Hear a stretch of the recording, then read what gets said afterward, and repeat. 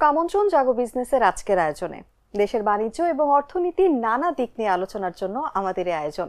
বরাবরের মতো আপনাদের সঙ্গে আছি আমি অনুভা বিশ্বাস এবং আমার সঙ্গে আজ অতিথি হিসেবে স্টুডিওতে আছেন বিল্লা মামুন, প্রতিষ্ঠাতা এবং সিইও চরণ যুগল ফুটওয়্যার লিমিটেড। আপনাকে আমন্ত্রণ আমাদের আজকের আয়োজনে। জি, থ্যাংক ইউ আমাকে আমন্ত্রণ জানানোর জন্য। দর্শক 2019 সাল থেকে চরণ যুগল জুতা প্রস্তুত এবং উৎপাদন করে আসছে, পাশাপাশি বিক্রয় করছে। মূলত নিজেদের তৈরি ও ইম্পোর্টেড ও সোর্সিং এই তিন ধরনের পণ্য নিয়ে কাজ করে চরণ যুগল। রাজধানী ঢাকা এবং কুমিল্লায় তাদের নিজস্ব শোরুম রয়েছে। দেশের 64 জেলায় ই কমার্সের মাধ্যমে চরণ যুগল পৌঁছে দিচ্ছে তাদের পণ্য। ভাই কেমন আছেন আপনি? জি আলহামদুলিল্লাহ ভালো আছি, আপনি কেমন আছেন? আমি ভালো আছি ভাইয়া। আপনার কাছে শুরুতেই চরণ যুগলের শুরুর কাহিনীটা জানতে চাইবো, কিভাবে শুরু করলেন এবং আসলে আপনার অনুপ্রেরণা কি ছিল চরণ যুগল তৈরির পেছনে? থ্যাংক ইউ আপু প্রশ্নের জন্য। আমার হচ্ছে চরণ যুগল যখন আমি শুরু করি 2019 সালে, এর আগে আমি হচ্ছে যে ট্যুরিজমের লোক ছিলাম। হ্যাঁ, আমি হচ্ছে 2016 সাল থেকে ট্যুরিজমের সাথে যুক্ত ছিলাম। আমার তখন প্রতিষ্ঠানের নাম ছিল স্বপ্নযাত্রা। হ্যাঁ, স্বপ্নযাত্রা নিয়ে যখন আমরা কাজ করি তখন 2019 সালে হচ্ছে করোনার প্রাদুর্ভাব পুরো বিশ্বব্যাপী শুরু হয়।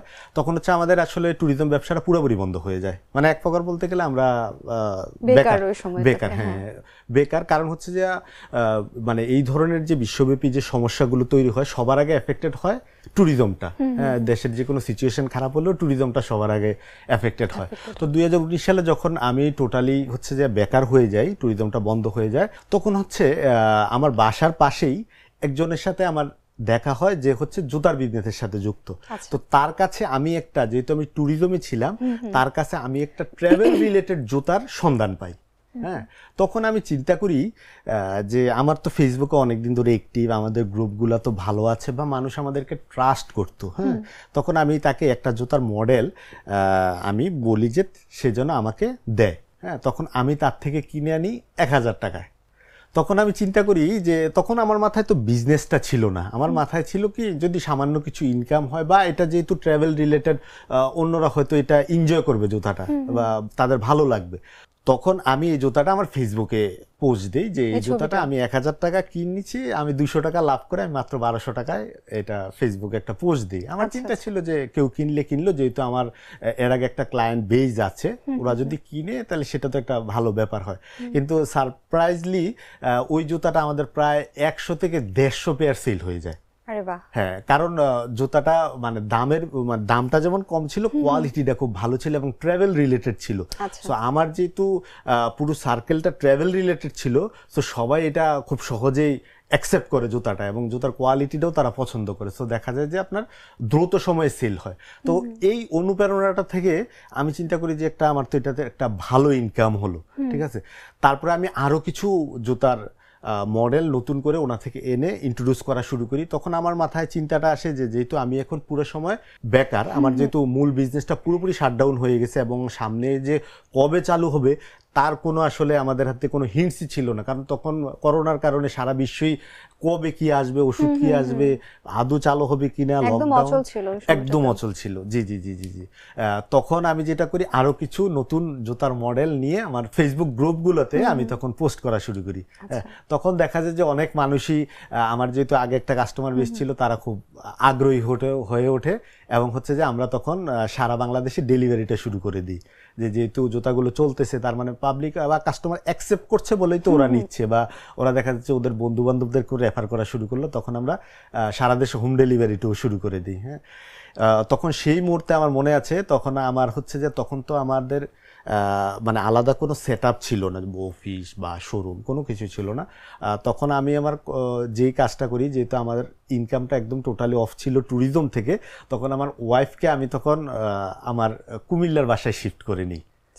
আর হচ্ছে আমাদের যে ঢাকার বাসাটা ছিল, এই বাসাটাকে পুরোপুরি আমি একটা গোডাউনে কনভার্ট করি। হ্যাঁ, তো যেটা নিয়ে আমাদের বাড়িওয়ালারও কমপ্লেন ছিল যে আপনি তো বাসাটাকে গোডাউন করে ফেললেন।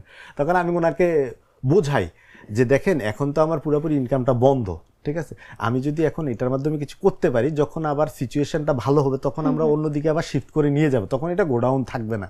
তখন হচ্ছে যে অনলাইনে যারা ছিল, আমার দেখা যায় অনলাইনের কারণে আমাদের তো মিরপুরে বাসা ছিল, মিরপুরের আশেপাশে বা অন্যান্য এলাকার মানুষ যারা ছিল, যাদের আসাটা আমাদের বাসায় সহজ ছিল, তারা হচ্ছে আমাদের বাসায় এসে তখন পারচেস করা শুরু করলো। এবং আমার তখন পুরো বাসাটা হচ্ছে যে একদম গোডাউন ছিল। হ্যাঁ, তখন সেই সময় আমার ওয়াইফ এগুলোর ছবি দেখতো আর আফসোস করতো, কি বাসা কি হয়ে গেল, মানে এমন একটা আফসোস ছিল। আর মানুষও এসে অবাক হইতো যে আপনার এটা বাসা, এটা আপনি পুরো গোডাউন করে ফেলছেন। ঠিক আছে, তখন সেই থেকে মূলত আমরা কাস্টমার বেসটা যেহেতু আস্তে ধীরে তৈরি হচ্ছিল, তখন আমরা ওখানে প্রায় 2 বছর করার পরে যখন করোনাটা একটু কমে আসলো বা মানুষজন স্বাভাবিক হতে থাকলো, তখন আমরা ওখান থেকে বাসাটা শিফট করে আমরা মিরপুর 11.5-তে একটা অফিস নিই। সেটা ছিল 600 স্কোয়ার ফিটের।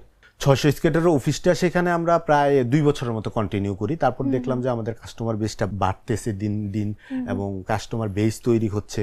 তারপরে আমরা হচ্ছে যে মিরপুর 1-এ চলে যাই, মিরপুর 1-এ একটা শোরুম নেই।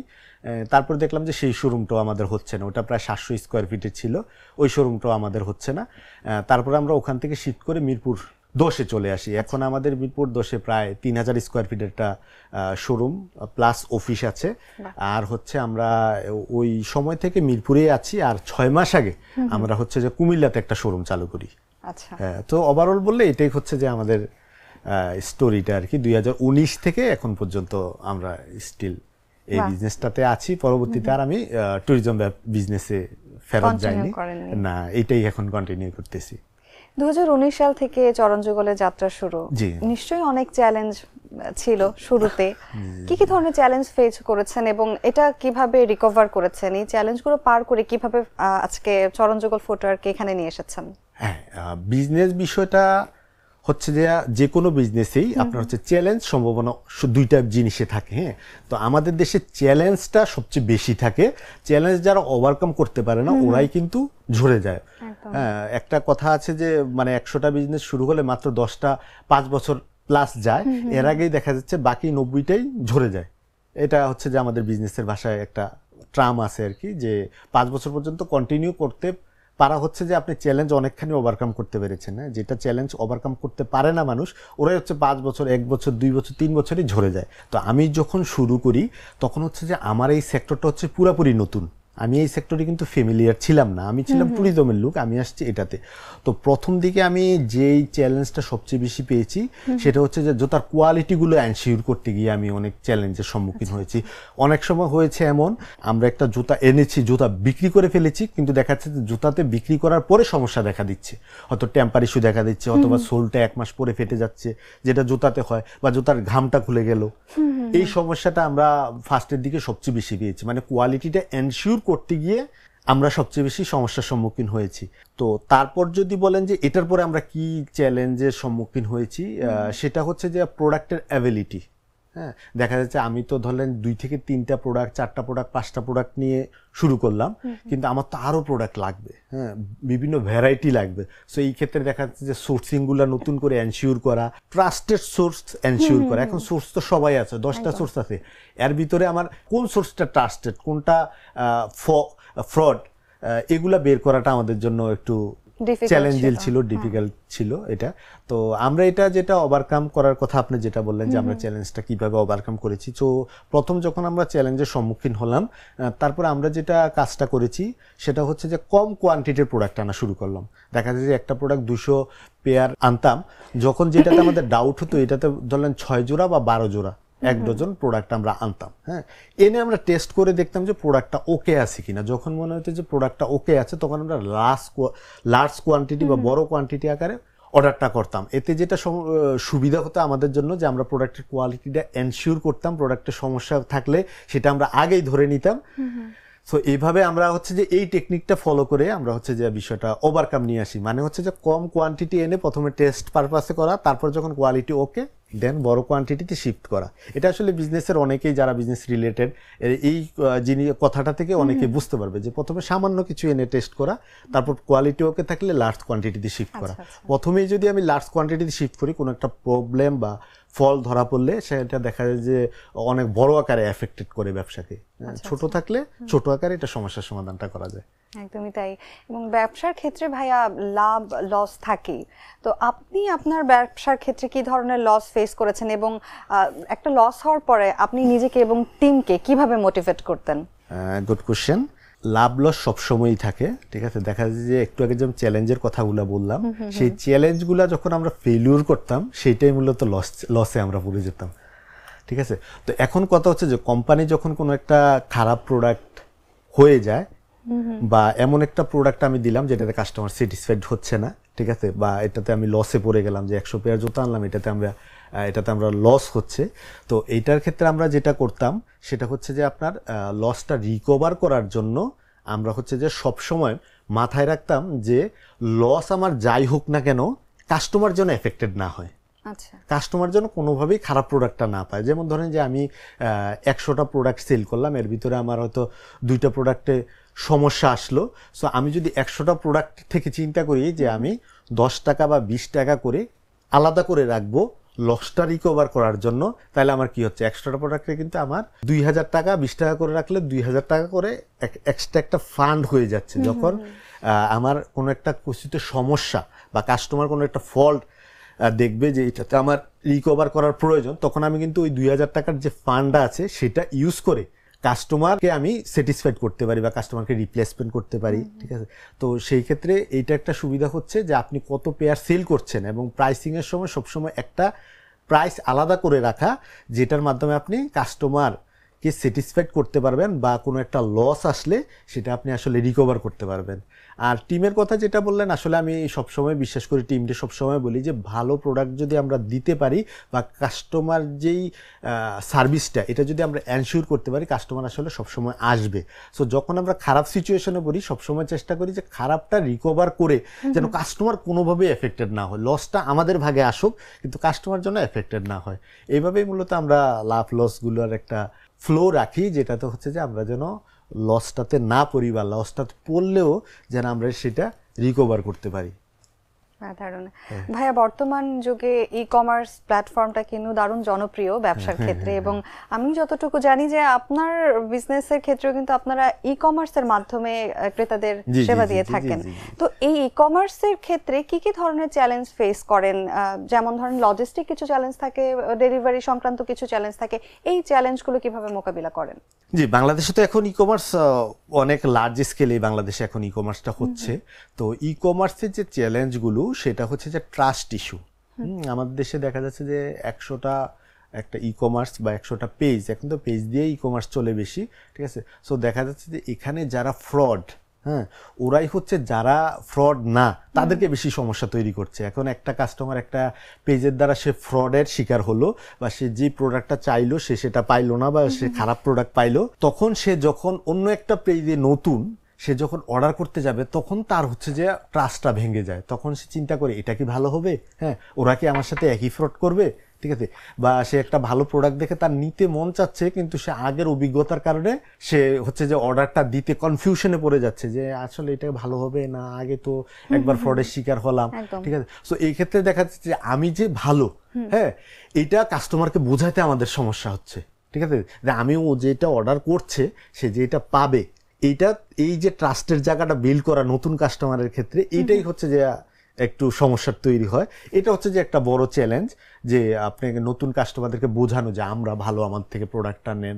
তো কাস্টমার কনফিউজড হয়ে যায় যে খারাপের ভিড়ে ভালো রাখে হবে, স্বাভাবিক, এত ফ্রডের ভিড়ে আসলে অথেন্টিক একটা সোর্স খুঁজে পাওয়া এই জন্য কাস্টমার কনফিউজড হয়ে যায়। আর দেখা যে ভালো আর খারাপকে মিক্স করলে আমাদের দেশে মানে খারাপের প্রভাবটাই বেশি পড়ে, তো কাস্টমার কনফিউজড থাকে যে এই পেজ থেকে নেব প্রোডাক্টটা। তো এটা আমরা হচ্ছে যে ফার্স্টে চ্যালেঞ্জ ই কমার্স দেখছি, আমার ক্ষেত্রেও দেখছি, আর অন্য যারা ভালো করার চেষ্টা করে ওদের ক্ষেত্রে আসলে কাস্টমার কনফিউজ। যে কারণে আমাদের আগে ই কমার্স যত সেল আসতো সারা বাংলাদেশে, এখন মানে ওই লেভেলে হয়তো আসছে না, বা যতটুকু বুম করার কথা ছিল বা মার্কেট ডাবল 3 ডাবল হওয়ার কথা ছিল এতটুকু হচ্ছে না।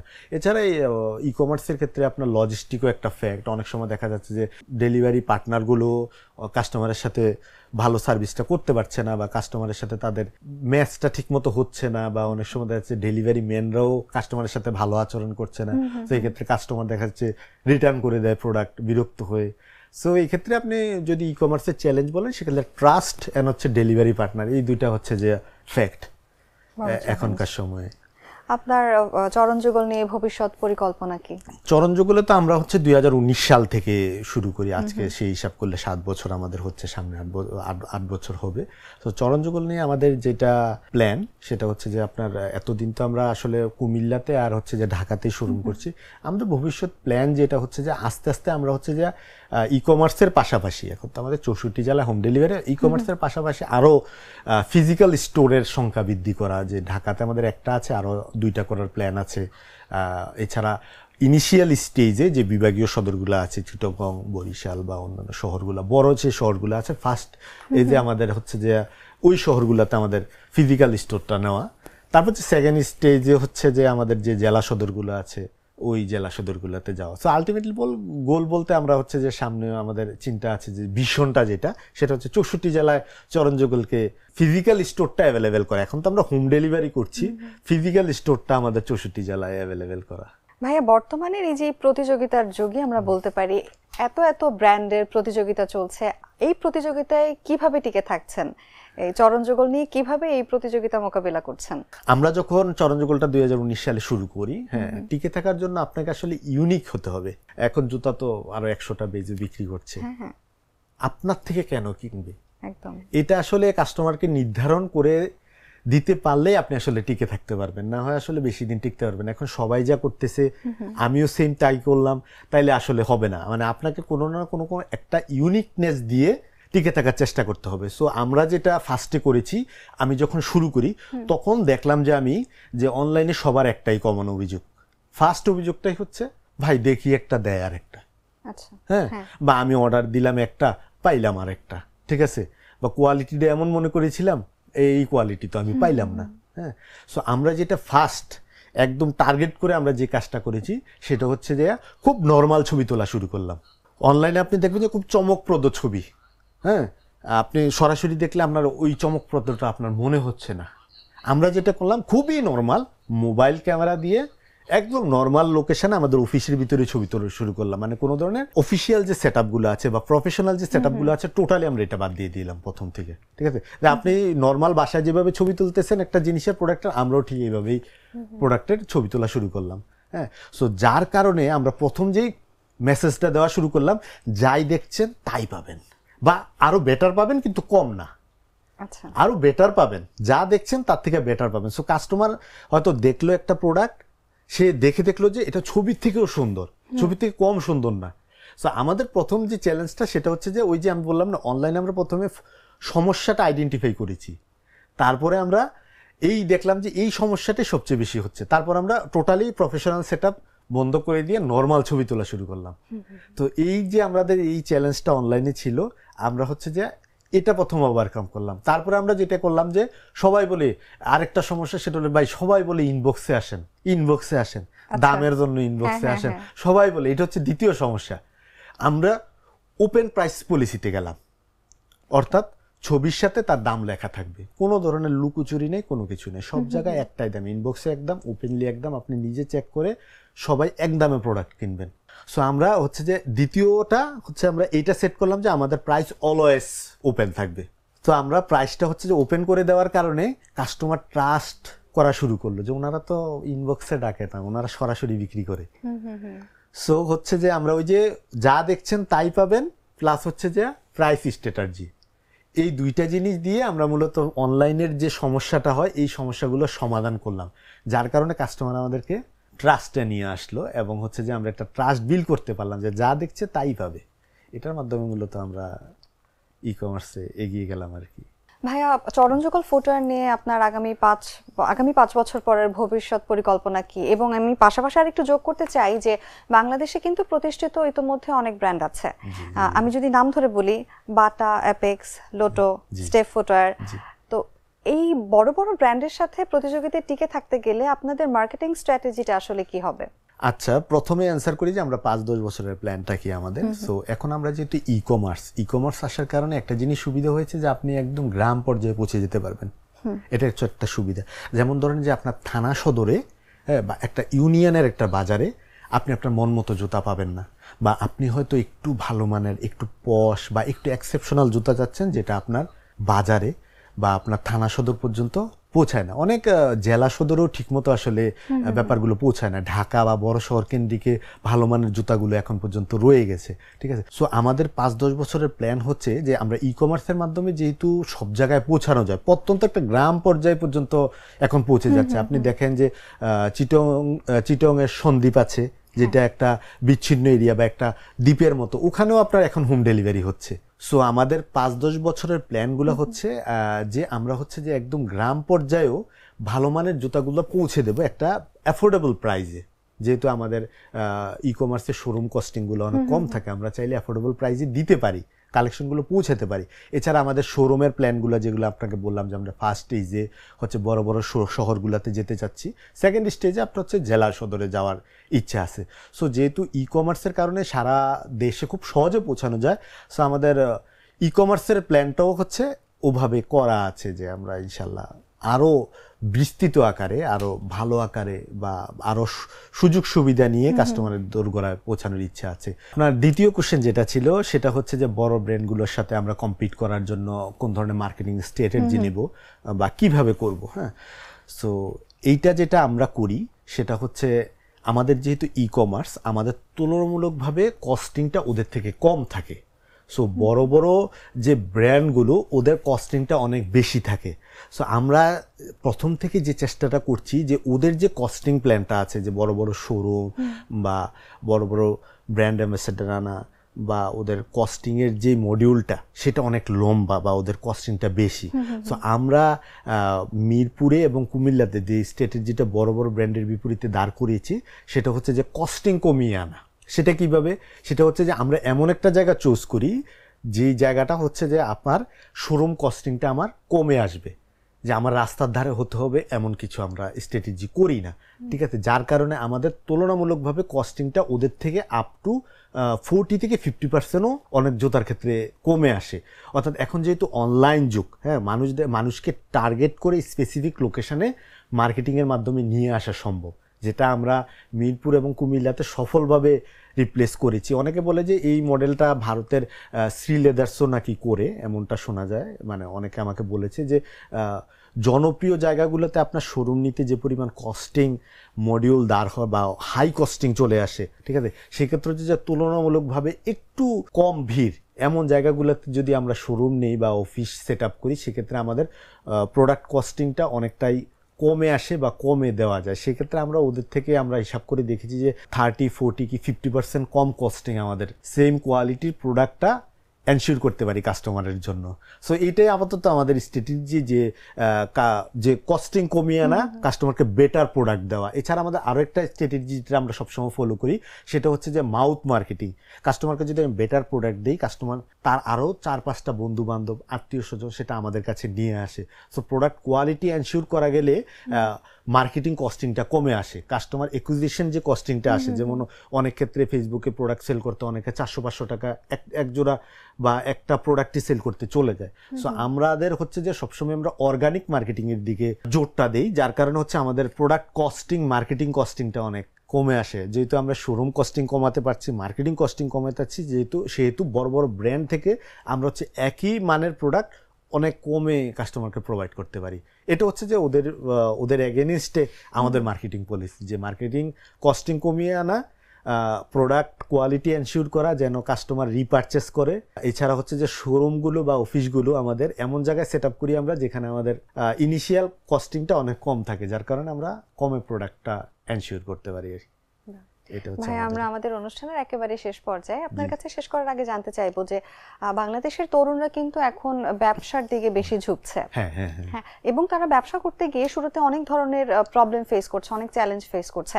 আপনার জীবনের অভিজ্ঞতা থেকে আপনি কি তাদের উদ্দেশ্যে কিছু বলতে চান? Thank you. এখনকার সময়ে তরুণরা হচ্ছে আপনার বিজনেসে আসতে চায়, নিজের জন্য কিছু করতে চায়, ওরা সেলফ ডিপেন্ডেন্ট হতে চায়। এটা একটা ট্রেন্ড বা এটা একটা ভালো দিকও বলা যায়, কারণ পৃথিবীতে যত উদ্যোক্তা বা আমরা আমাদের বাংলাদেশে যত উদ্যোক্তা তৈরি করতে পারবো 18 কোটি মানুষের দেশে, তত আমরা বেকার সমস্যার সমাধান করতে পারবো, আমরা আরও এগিয়ে যেতে পারবো, বাংলাদেশের ইকোনমি আরও বড় হবে।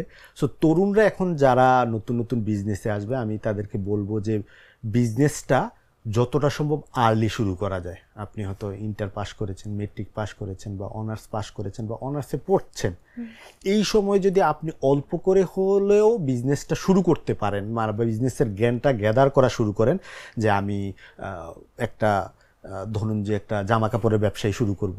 এখন আপনি ধরেন যে পড়াশোনা অবস্থায় আছেন, আপনি যদি একটু একটু করে এই ব্যবসা সম্বন্ধে জানা শুরু করেন, সোর্সটা কোথা থেকে আসে, কাপড়ের কোয়ালিটিটা কেমন হয়, কাস্টমারের মাইন্ডগুলো কিভাবে রিড করতে হয়, বা মার্কেটিংটা কিভাবে করতে হয়, সেটা আপনি যে আজকেই শুরু করতে হবে, মানে আপনার যে পড়াশোনা শেষ করে আপনি যে বড় আকারে শুরু করবেন এমন না। আপনি ইন্টারে পড়েন বা আপনি মেট্রিকে পড়েন, অল্প অল্প জ্ঞান নিতে শুরু করেন, যে কোথায় থেকে এই সোর্সগুলো হয়। অল্প অল্প পড়াশোনাটা ঠিক রাখেন, পাশাপাশি অল্প অল্প করে জ্ঞান নেওয়া শুরু করেন। তারপরে যখন আপনি পড়াশোনাটা আপনি শেষ করে ফেলতে পারবেন, তখন দেখা যাবে যে আপনার বিজনেসটা শুরু করার জন্য আপনার এনাফ পরিমাণ একটা প্রস্তুতি আপনার অলরেডি আস্তে আস্তে হয়ে গেছে গত 4-5 বছরে পড়াশোনা অবস্থায়। সো যারা আসবেন তাদের উদ্দেশ্যে আমার আরও একটা মূল্যবান কথা হচ্ছে যে কাস্টমারকে অবশ্যই মূল্যায়ন করতে হবে। আমাদের দেশে আমি অনেক উদ্যোক্তাদের দেখেছি, মানে শুধুমাত্র বিজনেসের দিকে মনোযোগ দিচ্ছে, বা বিজনেস বড় করব, আমি একটা বিজনেস টাইকুন হয়ে যাব, এই ধরনের চিন্তা ভাবনা থাকে। কিন্তু প্রথমে মনে রাখতে হবে আপনার প্রোডাক্ট কিনবে আপনার কাস্টমার সাইকোলজি রিড করতে হবে, এবং কাস্টমারকে সবসময় জিতাতে হবে। কিভাবে? আপনি জিতার চিন্তা করলে হবে না, কাস্টমার যেদিন জিতবে সেদিনই আপনার ব্যবসা আসলে জিতবে।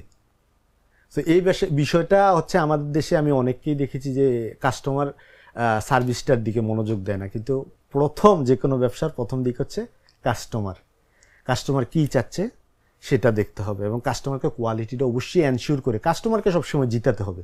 কাস্টমার যেদিন জিতবে সেদিন আপনার ব্যবসা প্রতিষ্ঠান জিতবে। ব্যবসা প্রতিষ্ঠান জিতলে কাস্টমার বেশি দিন থাকবে না, বা আপনি থাকবেন না। কাস্টমারের জিতে যাওয়াটাই মানে হচ্ছে আপনার ব্যবসা জিতে যাওয়া। সো যারাই নতুন ব্যবসায় আসবেন তাদের প্রতি একটাই কথা, সেটা হচ্ছে যে ভালো করে রিসার্চ করে নেবেন যে আপনি কোন ব্যবসায় আসছেন, সেটা সমস্যা, সমাধান, চ্যালেঞ্জ কোথায় যাচ্ছে, আর হচ্ছে যে কাস্টমারকে কিভাবে জিতানো যায়, এটাই সবসময় চিন্তা ভাবনা করবেন। কারণ কাস্টমারই আপনার প্রথম জিনিস, যেই কারণে আপনার ব্যবসাটা টিকে থাকবে। একদমই তাই। ভাই, আপনাকে অসংখ্য ধন্যবাদ আমাদের আজকের আয়োজনে উপস্থিত থাকার জন্য, এবং চরণ যুগলের জন্য অনেক শুভকামনা। জি, আপনাকেও ধন্যবাদ আমাকে এখানে ইনভাইট করার জন্য এবং কথা বলার সুযোগ করে দেওয়ার জন্য। ধন্যবাদ। জি। দর্শক, এই ছিল আমাদের আজকের আয়োজনে। আবার দেখা হয়ে যাবে জাগো বিজনেসের অন্য আয়োজনে অন্য কোনো অতিথির সঙ্গে। ততদিন ভালো থাকুন, সুস্থ থাকুন, এবং জাগো নিউজের সঙ্গে থাকুন। ধন্যবাদ সবাইকে।